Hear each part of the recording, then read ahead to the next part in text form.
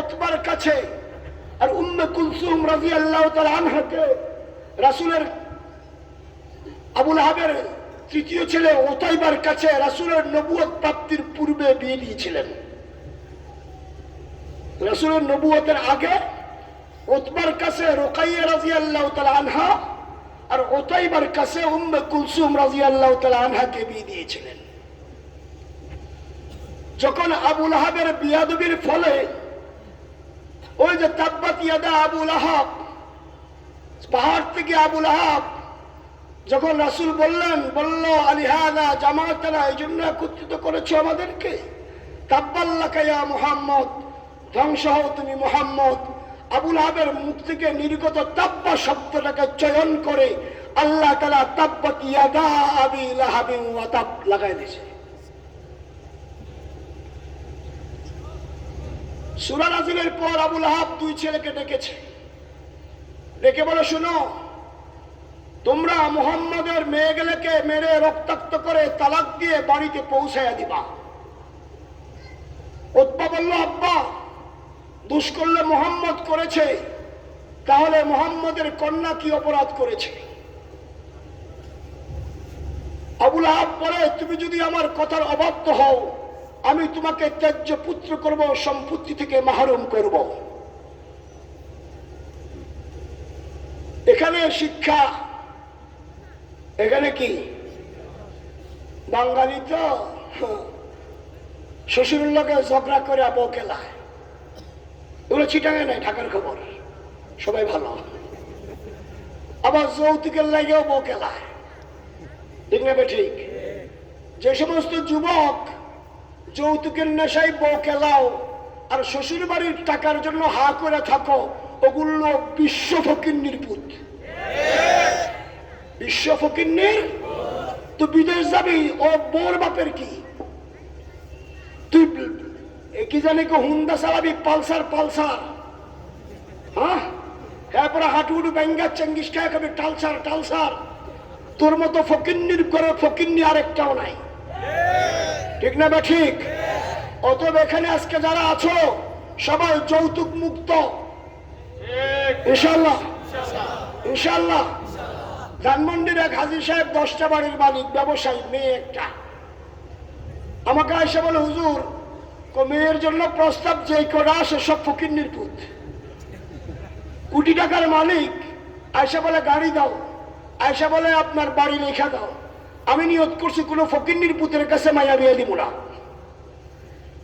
মাদ্রাসায় রমজান আয়সা দেখে ছাত্র একটা কিতাবের উপর পড়তে পড়তে ঘুমায়, আবার উঠে আবার ঘুমায়। আমাকে আয়সা বলে, হুজুর, আমি একটা কোটিপতি পোলা পাইছি। আমি কই? মসজিদে। ওই বেটা রাত্রেবেলা দিনদার মানুষ, তাহাজ্জুদের পরে এখানে মসজিদে এসে টিফিন বাড়ি নিয়ে সেহরি নিয়ে এসে খায়, ফজর পরে বাড়ি যায়। আমি গিয়ে দেখি মাদ্রাসার দারোয়ানের পুত, মাদ্রাসার দারোয়ানের পুত। ওনার কাছে মেয়ে বিয়ে দিয়ে বাড়িঘর সব লিখে দিছে, হাজি মরে গেছে, এখন হুজুর কোটিপতি। হুজুর এখন সম্পদ যদি আসে এমনি আসবে, বউর বাবার দিকে আক্কু করে তাকালে আরো ফকির হবি, ঠিক না? ঠিক। আল্লাহ আমাদেরকে হেফাজত করুক, যৌতুক মুক্ত বাংলাদেশ গড়ার তৌফিক দান করুক। আর যেগুলো যৌতুকের জন্য বউ কেলাই, ওগুলো বেহায়ার করে বেহায়া। দিনের বেলা বউ কেলাই, রাত্রেবেলা বললোকে গিয়ে ঘুমায়। এগুলোর মতো বেসর আমার বেলজ্জা আরেকটাও আসেনি।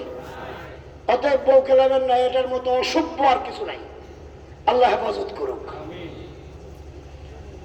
উতবা বলল, আব্বা, দোষ করলে মোহাম্মদ করছে, মেয়ে কি অপরাধ করছে? বলল, কথা কম, তালাক দিবি, নাইলে ত্যায্য পুত্র করে সম্পত্তি থেকে মাহরুম করব। উতবা সসম্মানে রুকাইয়া রাদিয়াল্লাহু তাআলা আনহাকে তালাক দিয়ে রাসূলের বাসায় পৌঁছে দিয়েছে। আর উতাইবা বিয়াদব বাবাকে খুশি করতে গিয়ে উম্মে কুলসুম রাদিয়াল্লাহু তাআলা আনহাকে রক্তাক্ত করেছে। মেরে রক্তাক্ত করে উম্মে কুলসুম রাদিয়াল্লাহু তাআলা আনহাকে রাসূলের বাসায় নিয়ে গেছে। রাসূলের কাছে দিয়ে সে রাসূলকে খুব খারাপ ভাষায় বকাবাদ্য গালিগালাজ করেছে। আরবের প্রথা ছিল, বেশি বেইজ্জতি করতে চাইলে সামনে থুতু ফেলে পা দিয়ে ডলা দেয়। এই হারামজাদা রাসূলের সামনে থুতু ফেলে পা দিয়ে ডলাও দিয়েছে।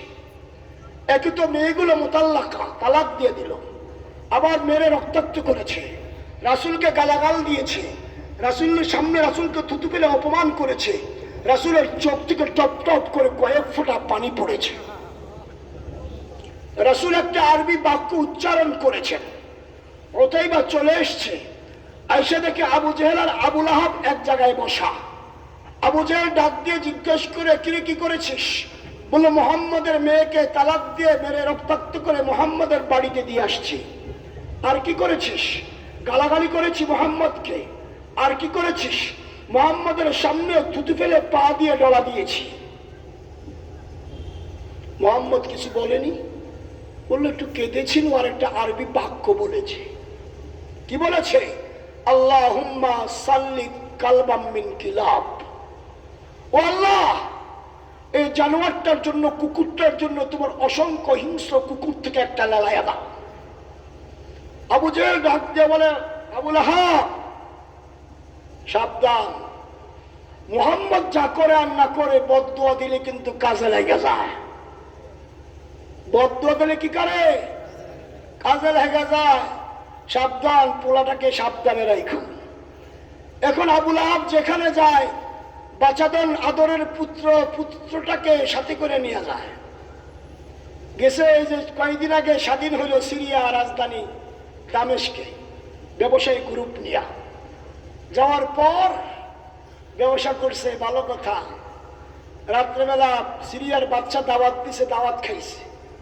বাচ্চা বলল, আপনারা তো রাত্রেবেলা ঘরে ঘুমান না, আপনারা ঘুমান হলো তাঁবুতে। সাবধান, নেকড়ে বাঘ আক্রমণ করে, সতর্ক থাকেন। আবু লাহাব চিন্তা করলো ছেলেটাকে কি করবে। আবু লাহাব করলো কি, ব্যবসার মালামাল রাখতে রাখতে টিলার মতো উঁচা করলো, ওটাই বা কেউটার উপরে ঘুম পাড়াইলো, চতুর্দিকে ওট ঘোড়াগুলো শোয়াইলো। এর বাইরে চতুর্পাশে ব্যবসায়ী যারা আছে তারা আবু লাহাব সব গোল করে ঘুমাইলো। রাত গভীর হওয়ার পর আল্লাহ তাআলা রাসূলের বদদুয়ার ওতাইবার দুর্গন্ধ দিয়ে নাকের মধ্যে লাগায়া দিয়া একটা বাঘ টাইগারকে পাঠায়া দিছে। বাঘ আইসা চতুর্দিকে ঘুরে আর এক একটার কাছে যায়, ওই যে দুর্গন্ধ নাকে লাগছে এটা সঙ্গে শুনতে শুনতে দেখে একটার গায়ে রাসূলের বদদুয়ার দুর্গন্ধ নাই। বদদুয়ার দুর্গন্ধ নাই। কি করবে? ঘুরতেছে। আল্লাহ